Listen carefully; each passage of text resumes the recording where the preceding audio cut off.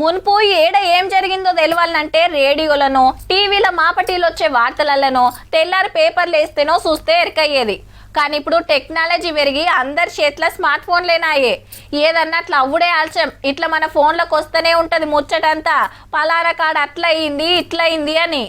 News ఛానళ్ళు పేపర్లలో పనిచేసే విలేకరణలకు తెలియని ముచ్చట్లు సుతా సోషల్ మీడియా తోపులకు ఎరకైతాయి. అది ఎట్లనో మరి. ఇక ఇప్పుడు ఇంకోటి చక్కర్లు కొట్టించిండ్రు పుణ్యాత్ములు.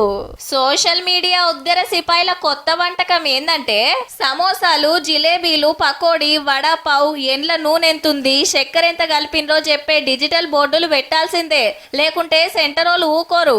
ఇదెక్కడి కథరో, మా దుకాణానికి పేరే దిక్కు లేదంటే లైట్లతోని డిజిటల్ బోర్డు పెట్టాలనా, డిజిటల్ బోర్డు అని కొందరు.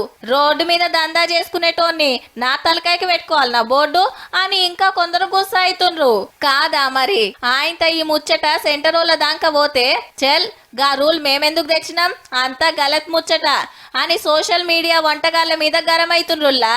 అయితే సర్కార్ ఆఫీసులు, ఈ స్కూళ్ళు, కాలేజీలల్లా క్యాంటీన్లు ఉంటాయి కదా, ఏ తిండిలో ఎంత నూనె చక్కెర ఉందో డిజిటల్ బోర్డు పెడితే తినేటోళ్లకు తెలుస్తుందని ఆర్డర్ వేసిండ్రట.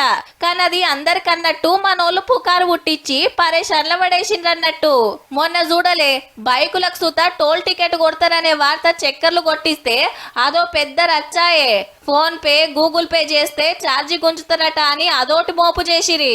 ఇప్పుడు సమోసాలు, జిలేబీల మీద మీ లైకుల కోసం, షేర్ల కోసం మందిని ఎందుకు పరిశాన్ చేస్తారయ్యా? ఎవడేది రాస్తే అదే నిజం అనుకొని మీరిగిన ఆగమాగం కాకుండా జరా. కాకుంటే నూనె, చక్కెర తక్కువ తింటే పెయికి మంచిదే మరి చూసుకోండి.